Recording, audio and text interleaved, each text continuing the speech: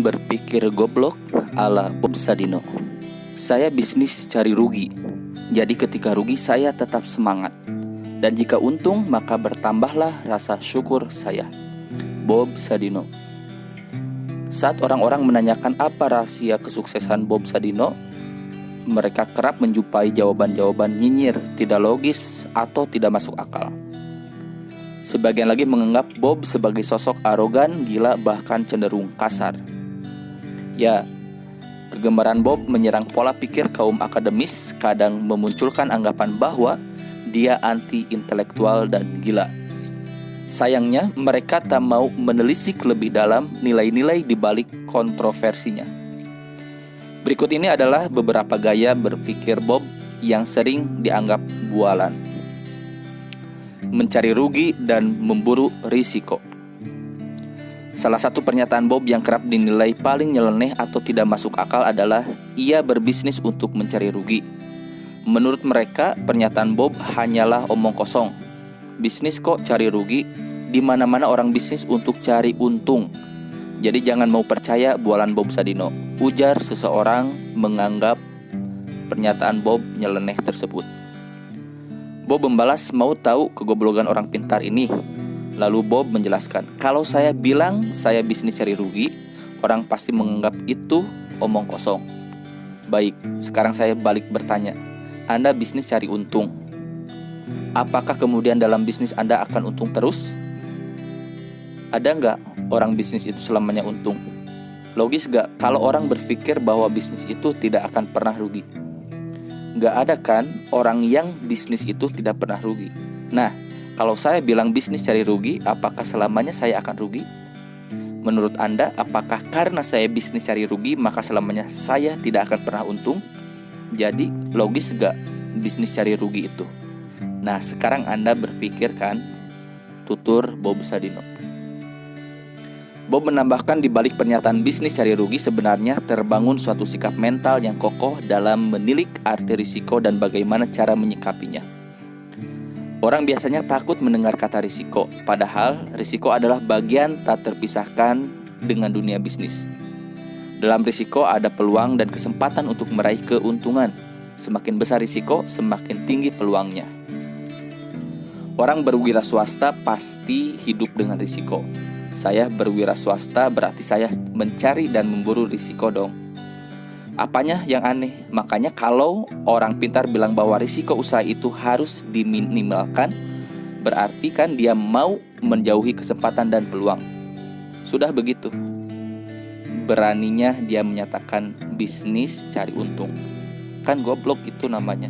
Lagi-lagi Bob berseloroh.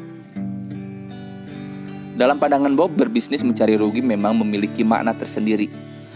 Paling jelas terlihat yakni dampaknya pada kondisi mental untuk berani mengambil peluang sekaligus menanggung segala risikonya. Sikap ini sangat penting dimiliki oleh calon-calon pengusaha. Namun masih ada makna lain di balik pernyataan itu, yaitu sisi spiritual dalam dunia usaha. Bob menyatakan orang yang selalu berharap untung dalam bisnis pasti akan marah dan kecewa jika suatu saat mengalami kerugian. Seandainya orang tersebut untung sedikit, mungkin akan mengumpat karena merasa tidak puas. Hal ini tentu berbeda dengan Bob yang berbisnis mencari rugi. Kalau dalam bisnis saya rugi, wajar dong, wong saya mencari rugi. Saya bersyukur kepada Tuhan karena permintaan saya dikabulkan. Tapi Anda tadi bilang gak mungkin dong bisnis itu rugi terus. Nah, kalau saya bisnis cari rugi tapi bisa untung walau sedikit, ya saya bersyukur dong. Minta rugi kok diberi untung, itu luar biasa kan? Tapi kalau bisnis saya bisa untung besar, itu nikmat luar biasa. Dan rasa syukur itu tidak akan pernah ada habisnya.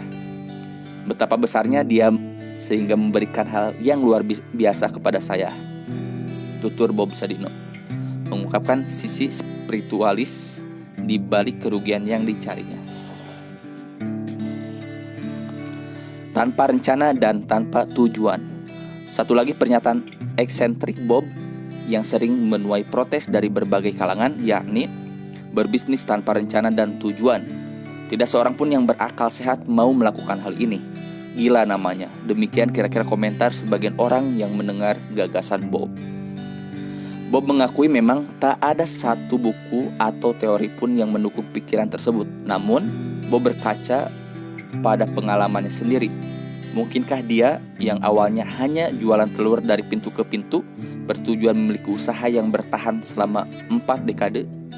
Apakah masuk akal kalau hanya di jualan telur tersebut, dia lantas membuat rencana membangun Kemcik dan aset seperti sekarang? Saat Bob mengatakan tidak punya rencana, tidak punya tujuan, bahkan tidak punya harapan, sebenarnya dia sedang mendengungkan pentingnya kelenturan berpikir bagi seorang pengusaha. Orang yang terpatok pada tujuan tertentu bisa jadi tidak fleksibel dalam memandang gejala atau bersikap atas gejala tersebut. Karena tujuan utama telah terpatok sebagai sesuatu yang mutlak dicapai, orang jadi melewatkan tujuan-tujuan lain yang tidak terfikirkan sebelumnya. Padahal, mungkin satu tujuan lain itu lebih baik atau lebih menguntungkan bagi bisnisnya. Ini hanya soal posisi dan persepsi dari satu tujuan. Sementara itu, soal rencana, Bob menyindirnya sebagai salah satu pemikiran mainstream dalam ilmu manajemen. Menurutnya, membuat rencana adalah pikiran khas orang kuadran tahu.